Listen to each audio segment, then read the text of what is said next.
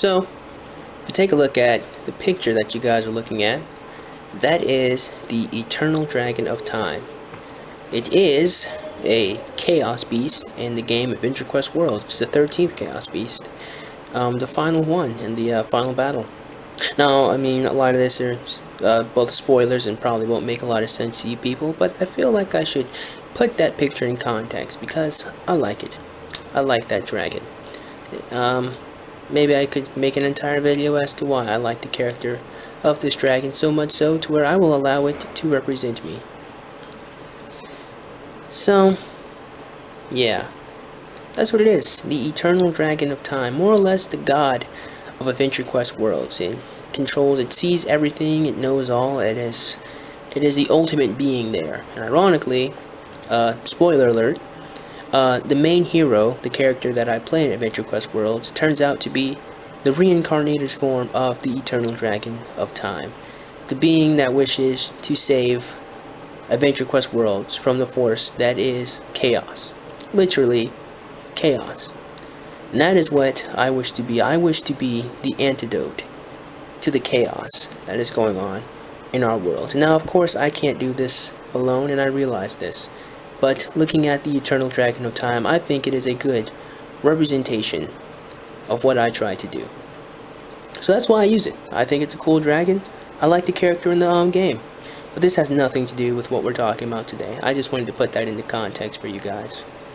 You know, I want you guys to take a look at the amount of subscribers I have right now.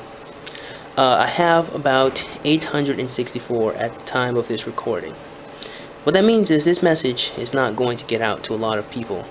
However, I will say this. I am glad for the amount of people that it will touch. I am glad that some people will listen and will hopefully gain something out of this video. I really am. I'm thankful for anyone who clicked on the button. I'm thankful for anyone who clicked on the ad, you know, helped me get some couple of cents. That's going to help me out in the future. I'm thankful for people who stopped by and watched all my videos. I am thankful for you guys. You guys are awesome people. But I acknowledge I don't have the reach that I would like. Not yet, at least. And so, I am a little afraid that this video is just, it's going to drown a little bit, you know? However, it needed to be said. I told you guys I was going to make a video on Ferguson. I just needed more information. And in fact, this might be the first of two. I may make a second one. Do not hold me to that. But yes, I'm going to talk about Ferguson today. And talk about my opinion, because that's the only thing I can really add. I can only add two things. I can only add my opinion to the situations. I think they're, for the most part, I've seen from, they're pretty much over. And I'm going to add the solution. So, I don't think the solution is going to reach very many people, but I'm thankful for the few people it does reach. So, with that, let's begin. So let's talk about my opinion before we get on to my solution. The ultimate solution to stop this from ever happening again. Okay? And of course it'll take time, but we'll get there in just a second. So my opinion. I mean, it goes without saying. I mean, if you know me personally, or if you see my personality and listen to the things I say in my videos, you already know my opinion. And my opinion was, this was stupid. This was ridiculous. Someone lost their lives on some prejudice bullshit. You know, someone died because some cop was fucking trigger happy. And anyone, and I mean anyone, who says that that cop is justified in what he did, should go fall, trip on the pavement, and skin their fucking knees, because they don't know what the fuck they're talking about. The first instinct of a cop is to protect and serve.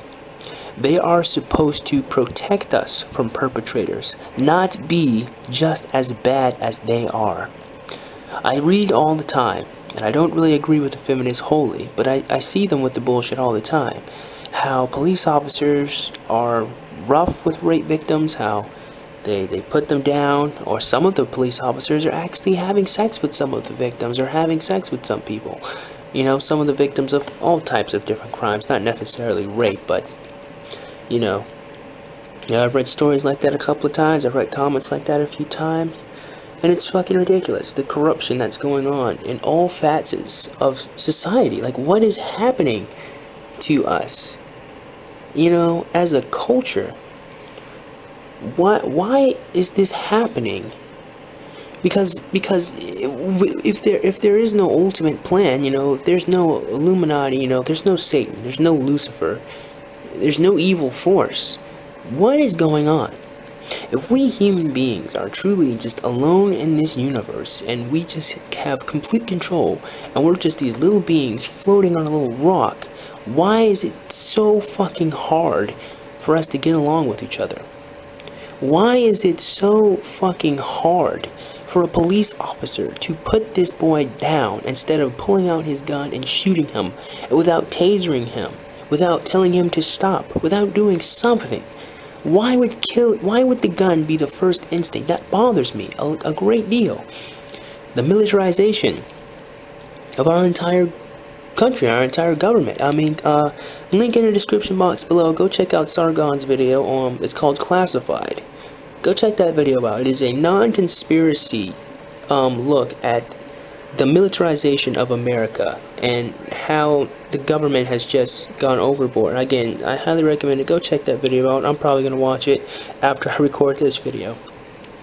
But that's my opinion. I feel like this was unnecessary. A young man lost his life over something fucking stupid, over some damn cigarettes. He's not here with us anymore because of it.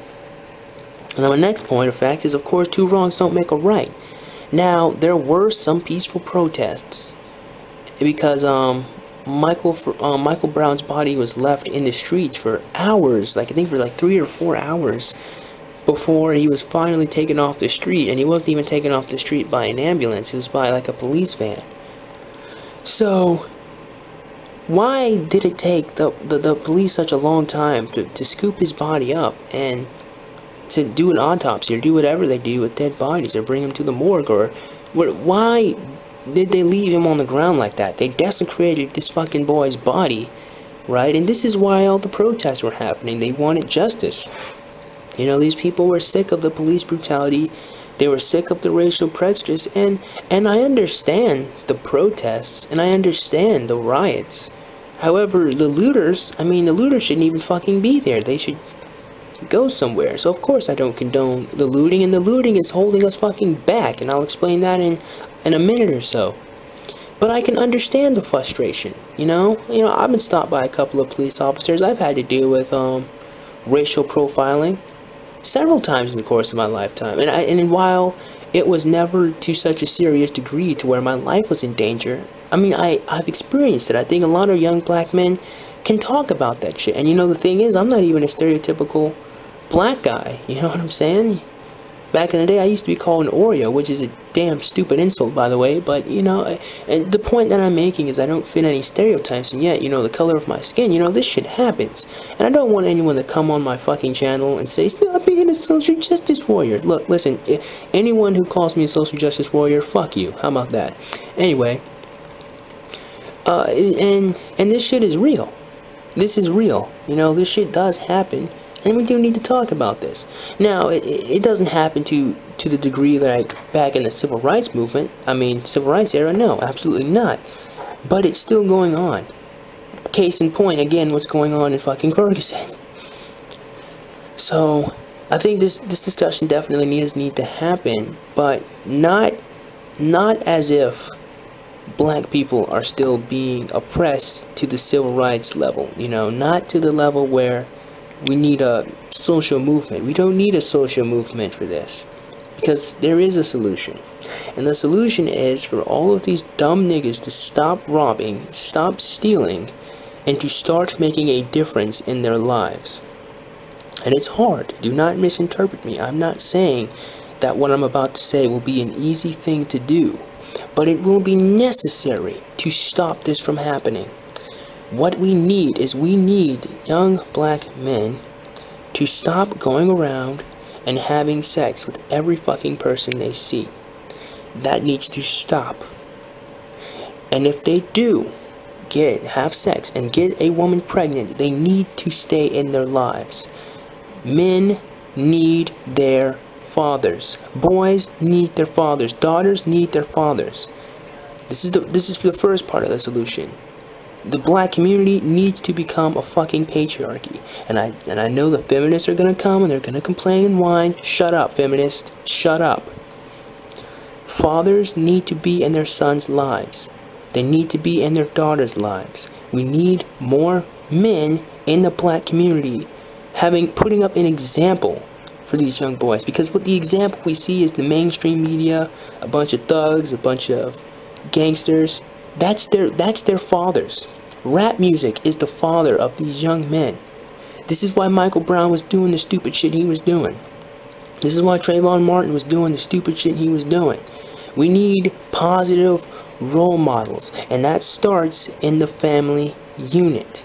And again, this isn't going to be easy shit, but this is what is going to have to happen. Otherwise, this cultural Marxist bullshit is going to come by and destroy all of us. And it sounds like I'm like a fucking conspiracy theorist, but it's happening right now. It's going on. Look around you. I don't oppose social justice and feminists for no fucking reason.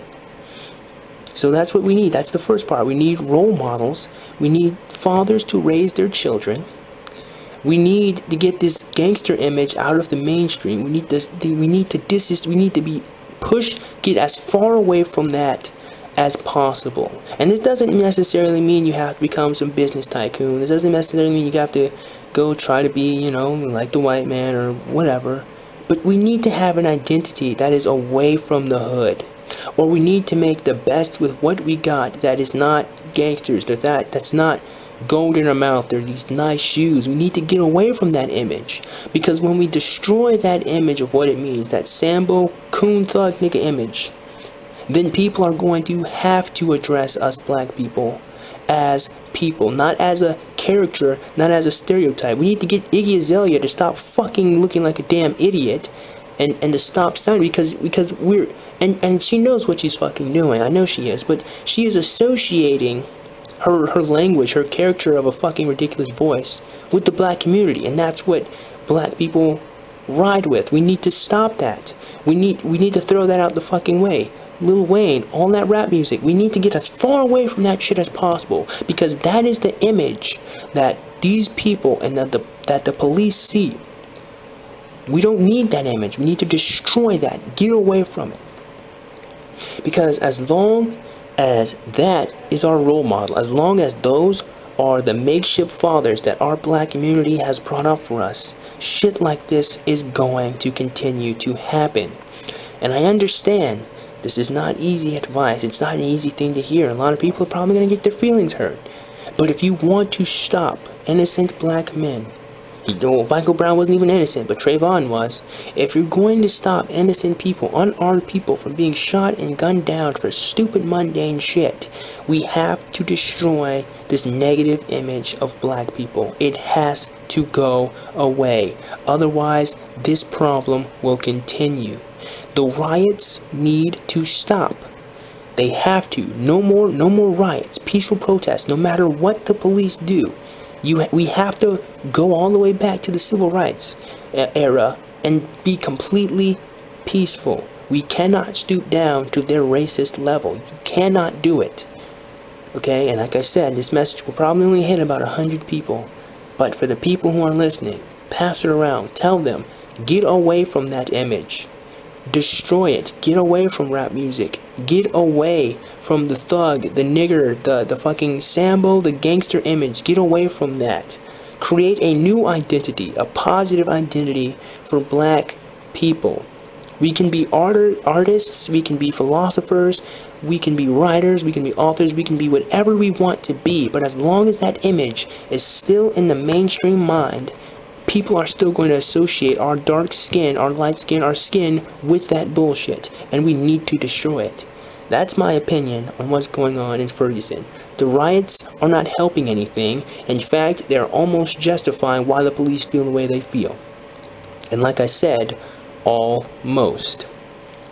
So that being said, I certainly hope you guys enjoyed today's video. Again, when I get some more information, I might make another video, or I just might comment around and see what other people have to say. But that's my message. That's how you're going to stop this. And it's not going to be easy, guys. Do not misinterpret my words. It will not be easy. But that's what is going to have to happen. Or we're going to have to face the deaths of more black people trying to fit this stupid thug image that's just getting all of us fucking killed and all of us getting a bad name. With that being said, I certainly hope you guys enjoyed today's video. And if you did, please share it around a little bit. You know, and as always, you know, if you like this video, please click the like button. Click the subscribe button. Comment in the comment box below. And as always, have a great day. I'll see you cool cats real soon. Adios.